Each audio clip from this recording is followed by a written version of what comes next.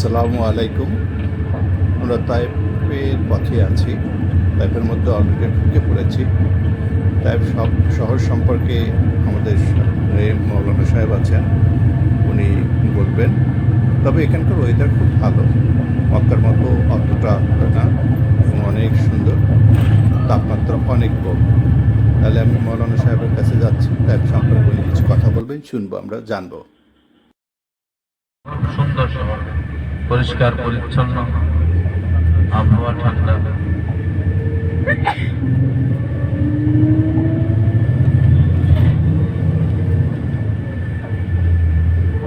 আব্দুল্লাহ ইবনে আব্বাস রাদিয়াল্লাহু তাআলা আনহু, যিনি রাইসুল মুফাসসিরিন ছিলেন, অর্থাৎ সাহাবায়ে কেরামদের মধ্যে সবচেয়ে বড় মুফাসসির যিনি ছিলেন।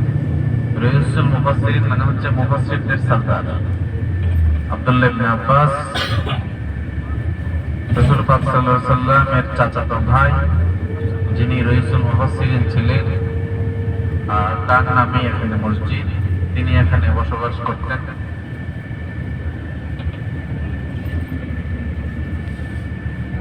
সমস্ত সাহাবায়ে কেরামদের মধ্যে যিনি সবচেয়ে বড় মুফাসসির ছিলেন।